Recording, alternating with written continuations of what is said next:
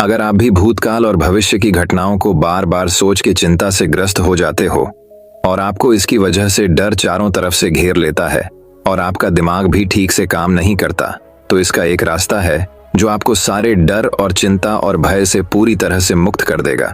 एक ऐसा प्राचीन रहस्य जो आज के इस वीडियो में हम आपको कहानियों के माध्यम से बताएंगे। तो बिना देर किए चलिए उन कहानियों की शुरुआत करते हैं। पहली कहानी दोस्तों, ये कहानी है एक लड़के की जो गांव में रहता था। वह लड़का अपनी पुरानी यादों को ना भूल पाने की वजह से परेशान था, क्योंकि एक ही बात को बार बार सोचता रहता था। अगर उस लड़के को कोई कुछ कह देता या फिर उसके साथ कुछ थोड़ा सा भी गलत हो जाता तो वह बस उसी एक घटना के बारे में पूरे दिन सोचता रहता था। वही बात उसके दिमाग में हर समय घूमती रहती थी। फिर वह या तो अपने साथ हुई किसी बुरी घटना के लिए अपनी किस्मत को कोसता रहता या फिर अपने मन में उस इंसान से बदला लेने के ख्याली पुलाव बनाता रहता था।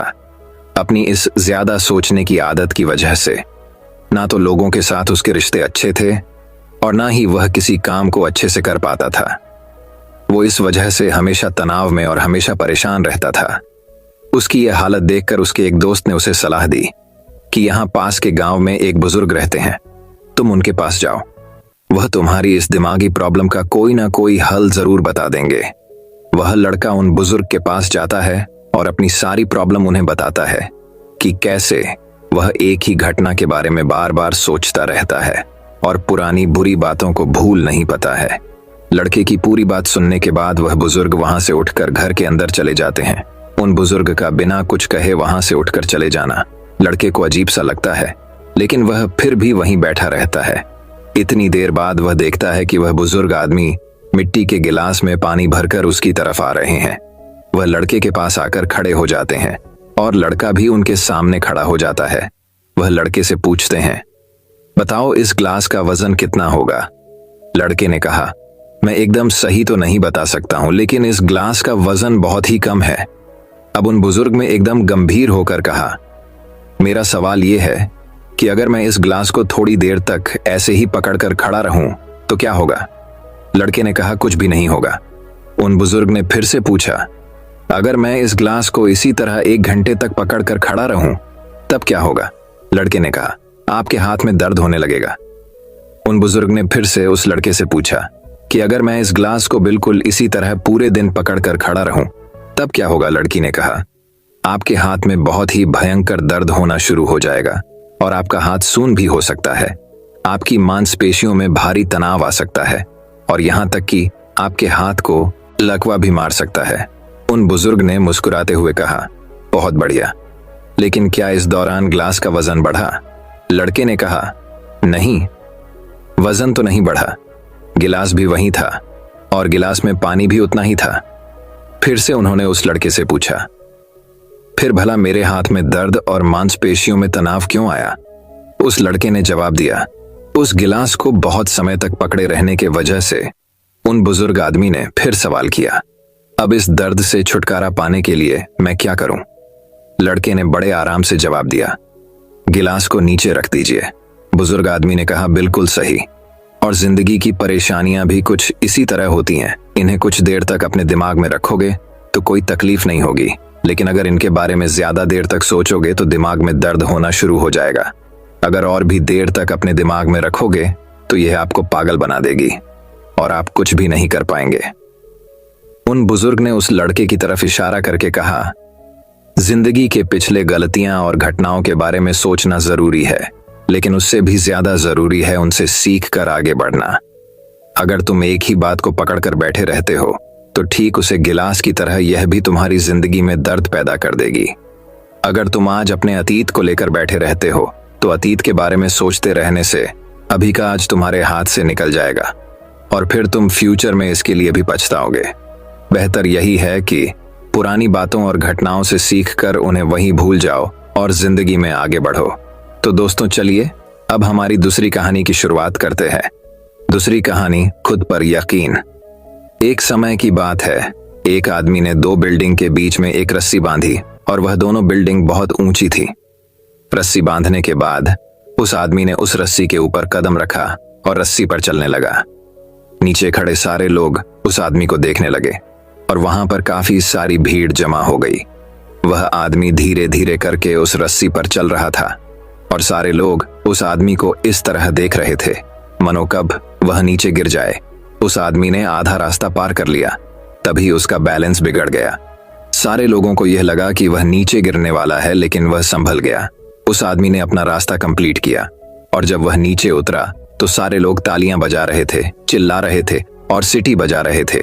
वह आदमी फिर से उस बिल्डिंग पर चला और इस बार उसने अपने बेटे को अपने कंधे पर बिठाया और फिर से उस दो बिल्डिंग के बीच में बंधी हुई रस्सी पर चलने लगा। उसके बेटे ने उसको कसकर पकड़ लिया और अब तो सारे लोग बड़े ही हैरानी से उसे देख रहे थे।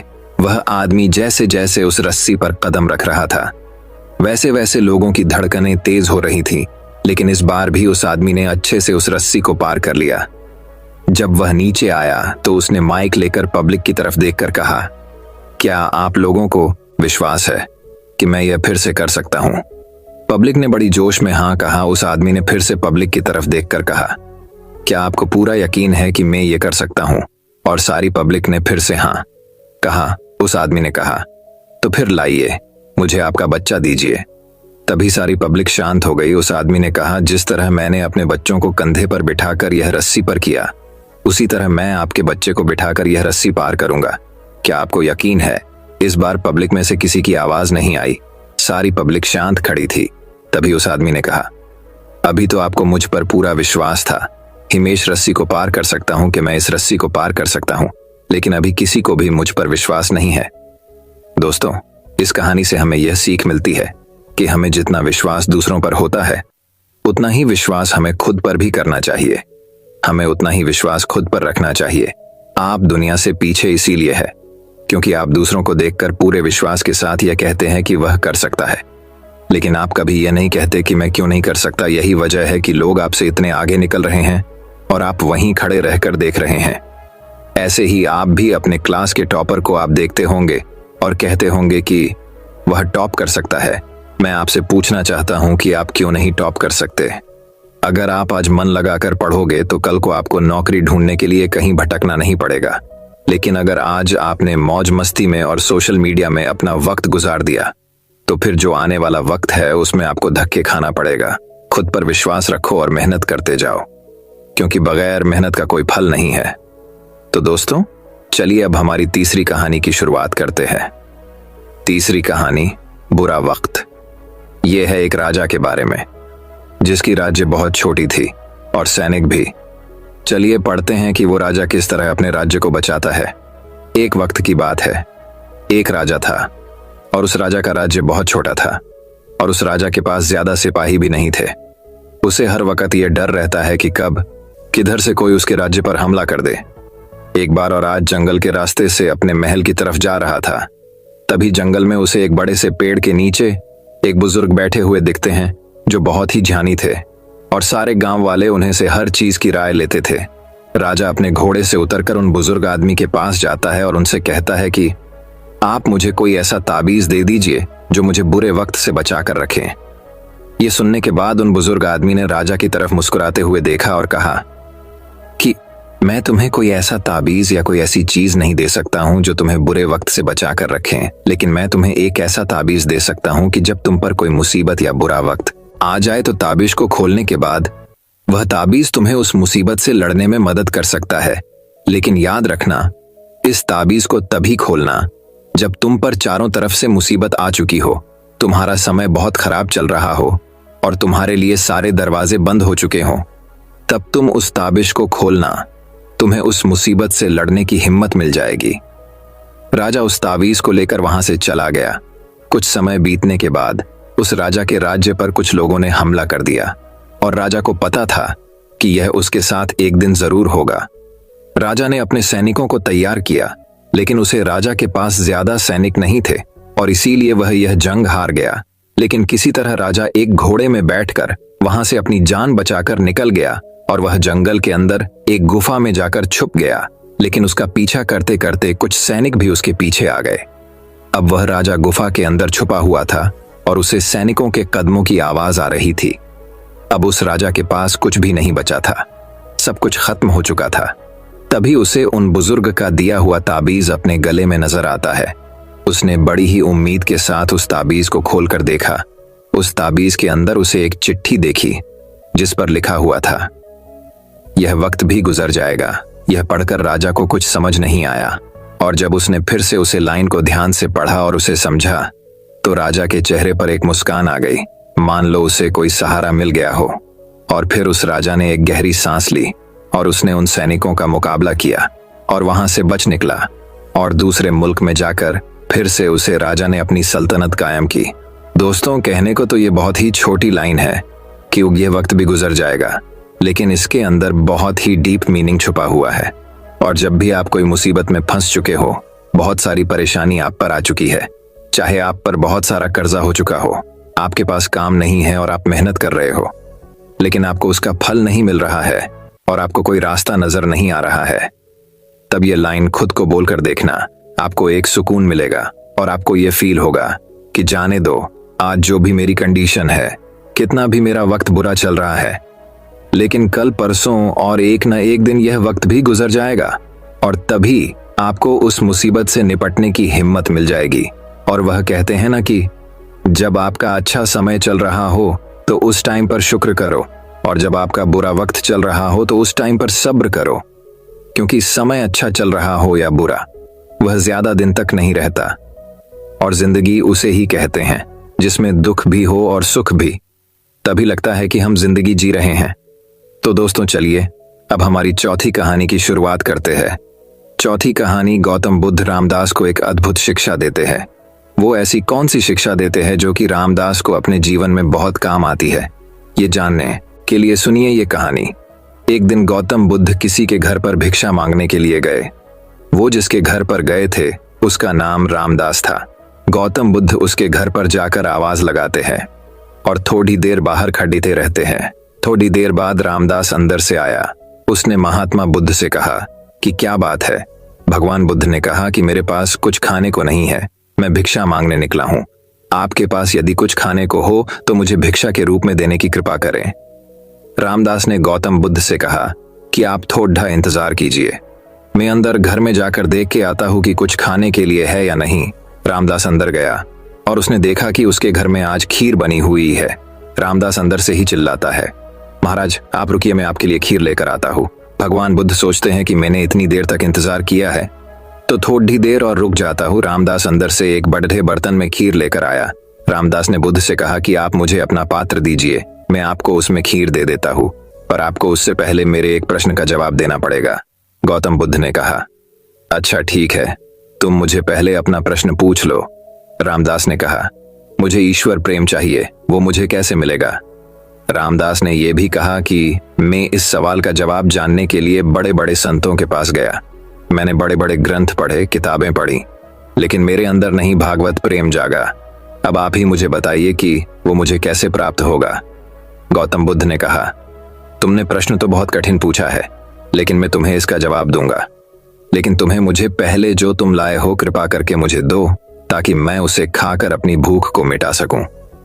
फिर मैं आराम से बैठकर तुम्हारे सवाल का जवाब सोचता हूं। रामदास ने कहा, महाराज आप मुझे आपका बर्तन दीजिए, मैं खीर आपके पात्र में दे देता हूं। बुद्ध ने अपनी झोली में से एक पात्र निकाला, लेकिन जब रामदास खीर डालने लगा तो उसने देखा कि वो पात्र तो बड़ा मैला है। उस पात्र में बहुत सारी धूल मिट्टी लगी हुई थी। रामदास जब उस पात्र में खीर डालने लगा तो उसके हाथ रुक गए और उसने कहा कि महाराज ये पात्र तो बहुत गंदा है, मैं इसमें खीर तो डाल दूंगा, लेकिन मेरा डालना बेकार हो जाएगा, क्योंकि आपका ये पात्र गंदा है। आप खीर ले लेंगे किंतु उसे खा नहीं पाएंगे, इसमें इतनी मिट्टी इतनी धूल है कि मेरा इसमें डालना बेकार हो जाएगा। महाराज आप ऐसा कीजिए कि पहले इस पात्र को स्वच्छ कर लीजिए, धोकर ले आइए, फिर मैं आपके पात्र में खीर दे देता हूँ। रामदास की बात सुनकर गौतम बुद्ध ने कहा, कहाँ की रामदास, बस यही तुम्हारे प्रश्न का भी जवाब है। तुमने मुझसे पूछा ना कि मुझे ईश्वर प्रेम कैसे मिलेगा। सुनो, अभी तुम्हारे मन का जो पात्र है वह बड़ा मैला है, बिल्कुल इस पात्र की तरह। तुम पहले सत्संग करके, पूजा पाठ करके, अपने कर्तव्यों को अच्छे से निभाकर अपने मन रूपी पात्र को साफ कर लो, तो अपने आप ईश्वर का प्रेम मिल जाएगा। सीख, हमें ईश्वर का प्रेम प्राप्त करने के लिए अपने मन को शुद्ध करना पड़ेगा, अपने मन रूपी पात्र को साफ करना होगा। पहले इसकी गंदगी दूर करनी होगी, तभी हमें ईश्वर का प्रेम प्राप्त हो सकता है। तो दोस्तों चलिए अब हमारी 5वीं कहानी की शुरुआत करते हैं। 5वीं कहानी दोस्तों बात बहुत समय पहले की है। एक दिन शामनगर राज्य के राजा को भाग्य देखने वाले आर्षि के बारे में पता चला। उसके मन में भी अपना भाग्य जानने की इच्छा पैदा हुई। उसने आर्षि को लाने के लिए अपने सैनिक भेज दिए। सैनिक आर्षि के पास पहुंचे और हाथ जोड़कर राजा के पास चलने का निवेदन किया। आर्षि ने निवेदन स्वीकार किया और राजा के पास जाने को तैयार हो गया। सैनिक आर्षि को सहज सम्मान राजा के पास ले आए। राजा ने भी आर्षि की आवभगत में कोई कसर नहीं छोड़ी। उनका पूरा आदर सत्कार करने के बाद राजा ने उसे अपना भाग्य बताने का निवेदन किया। आर्षि ने राजा के भाग्य रेखा देखी और कहा, आपका जीवन सौभाग्य से परिपूर्ण है। आपके राज्य का विस्तार होगा और आपका जीवन में हर्ष उल्लास बना रहेगा। यह सुनकर राजा बहुत प्रसन्न हुआ। उसने आर्षि को ढेर सारे उपहार दिए। कुछ देर बाद राजा ने आर्षि से पूछा, गुरुवर, क्या मेरे जीवन में कोई दुर्भाग्य भी जुड़ा हुआ है? आर्षि ने कहा, हर किसी का जीवन सौभाग्य और दुर्भाग्य का मिश्रण होता है। तुम्हारे जीवन में भी दुर्भाग्य है। और उसने राजा को उसके दुर्भाग्य के बारे में बता दिया। दुर्भाग्य के बारे में सुनकर राजा को बहुत क्रोध आया। उसने सैनिकों से कहा कि आर्षि को फांसी पर लटका दिया जाए। ऐसे व्यक्ति को जीवित रहने का कोई अधिकार नहीं जो अपने राजा के दुर्भाग्य की बात करता हो। सैनिक आर्षि को पकड़ कर ले जाने लगे। तब आर्षि ने राजा से कहा, राजन, आपकी मृत्यु से जुड़ा सच मैं आपको बताना भूल गया। मेरी मृत्यु के ठीक 1 घंटे बाद आपकी भी मृत्यु हो जाएगी। यह सुनकर राजा भयभीत हो गया। उसने सैनिकों से कहा कि आर्षि को छोड़ दे। सैनिकों ने आर्षि को छोड़ दिया और आर्षि सकुशल अपनी कुटिया लौट गया। अपनी बुद्धिमत्ता से उसने अपने प्राण बचा लिए। दोस्तों, यह कहानी हमें यह शिक्षा प्रदान करती है कि मुसीबत के समय अपने बुद्धि का प्रयोग करना चाहिए। बुद्धि से हर मुसीबत से निकला जा सकता है। तो दोस्तों चलिए अब हमारी छठी कहानी की शुरुआत करते हैं। छठी कहानी अब छठी कहानी कुछ इस प्रकार शुरू होती है। वैशाली नगर राज्य का राजा बड़ा ही गरीब राजा था। पड़ोसी राज्य से युद्ध के बाद उसका राजसी खजाना खाली हो चुका था। धन संपत्ति के नाम पर उसके पास कुछ शेष नहीं था, मगर वह एक नेक दिल राजा था और प्रजा की खुशहाली के लिए कुछ भी करने को तैयार रहता था। प्रजा अपनी समस्याएं लेकर उसके पास आती। वह उन्हें ध्यान से सुनता और अपने सामर्थ्य अनुसार उनका निराकरण करने का प्रयास करता। उसके दयालु और नेक स्वभाव के कारण प्रजा उससे बहुत प्रेम करती थी। लेकिन राजा को हमेशा इस बात का दुख रहता था कि धन की कमी के कारण वह अपनी प्रजा के लिए ज्यादा कुछ नहीं कर पाता। एक दिन उसके राज्य में एक साधु आया। लंबी यात्रा के कारण वह भूख प्यास से बेहाल हो चुका था और रास्ते के किनारे निढाल होकर बैठा हुआ था। उसी समय राजा रोज की तरह प्रजा की स्थिति जानने के लिए भ्रमण पर निकला। उसकी दृष्टि उस साधु पर पड़ी। वह उसके पास गया और उसका हाल पूछा। साधु ने कहा कि उसे जोरों की भूख लगी है। राजा उसे अपने महल ले गया और उसे भोजन करवाया। साधु राजा के दयालु स्वभाव से बहुत प्रसन्न हुआ और उसका धन्यवाद देकर पूछा, महाराज, आप इतने दुखी क्यों दिखाई पड़ते हैं? राजा ने उसे बताया कि वह अपनी प्रजा की खुशहाली के लिए बहुत कुछ करना चाहता है, किंतु उसके पास धन नहीं है, इसलिए वह दुखी रहता है। साधु ने उसे समझाते हुए कहा, महाराज, आपके पास दयालुता और नेक नियत का सबसे बड़ा धन है जो आप अपनी प्रजा में बांटते हैं। आपके पास जो है उसके साथ ही प्रजा की भलाई और उनकी समस्याओं के निराकरण के लिए सब कुछ करते हैं। आपकी ये भावना आपको सबसे धनवान बनाती है, इसलिए आपकी प्रजा कमियों के बाद भी आपके राज में सदा प्रसन्न और खुशहाल रहती है। साधु के इन शब्दों का राजा पर गहरा असर हुआ। उसने तय किया कि वह जिस हाल में है उसी में खुश रहेगा और उसी हाल में रहकर अपनी प्रजा के साथ खुश रहेगा। वह समझ गया था कि जीवन में सबसे बड़ा धन आंतरिक खुशी है।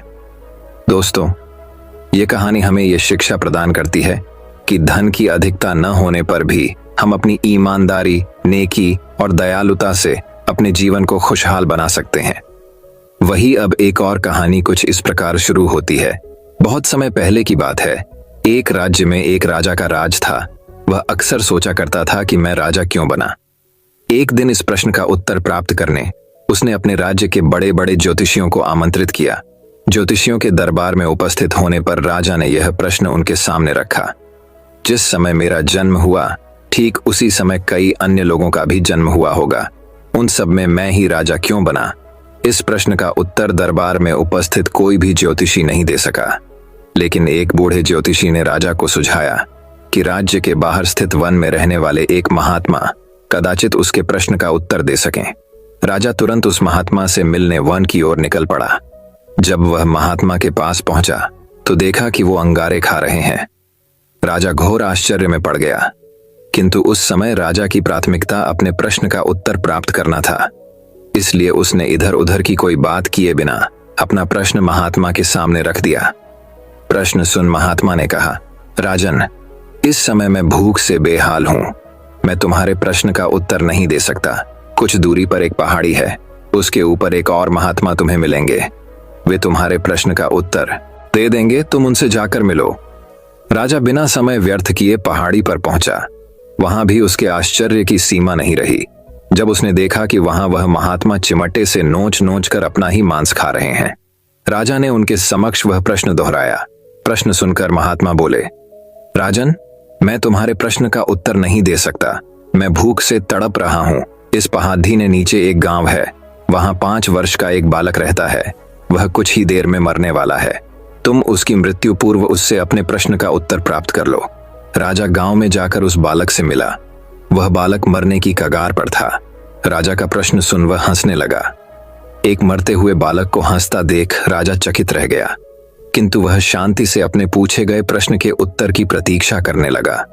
बालक बोला, राजन, पिछले जन्म में मैं, तुम और वो 2 महात्मा जिनसे तुम पहले मिल चुके हो, वो भाई थे।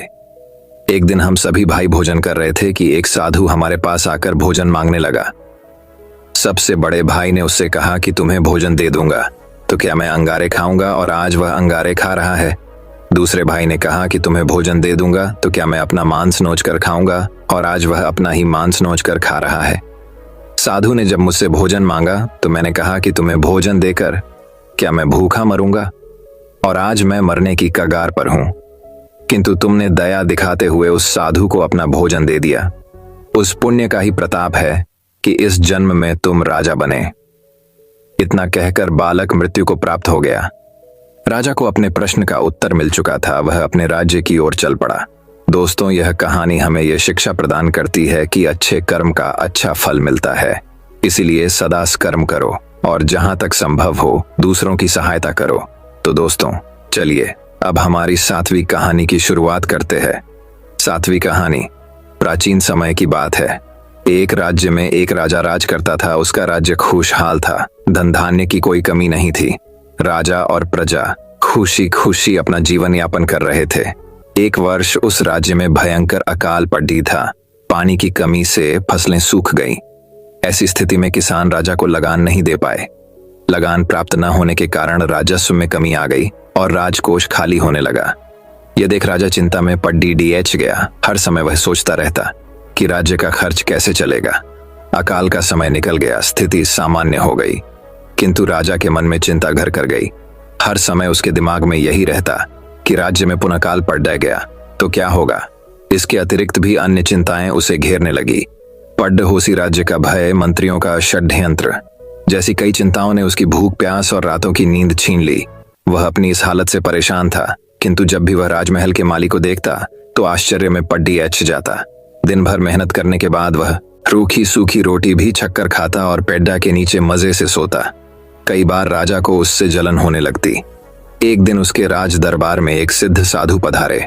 राजा ने अपनी समस्या साधु को बताई और उसे दूर करने सुझाव मांगा। साधु राजा की समस्या अच्छी तरह समझ गए थे। वे बोले, राजन, तुम्हारी चिंता की जड़ राजपाट है। अपना राजपाट पुत्र को देकर चिंता मुक्त हो जाओ। इस पर राजा बोला, गुरुवर, मेरा पुत्र मात्र 5 वर्ष का है। वह अबोध बालक राजपाट कैसे संभालेगा? तो फिर ऐसा करो कि अपनी चिंता का भार तुम मुझे सौंप दो।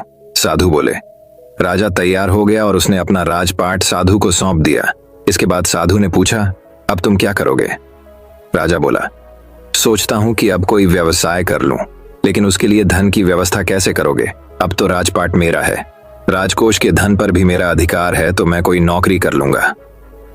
राजा ने उत्तर दिया, ये ठीक है, लेकिन यदि तुम्हें नौकरी ही करनी है तो कहीं और जाने की आवश्यकता नहीं। यही नौकरी कर लो।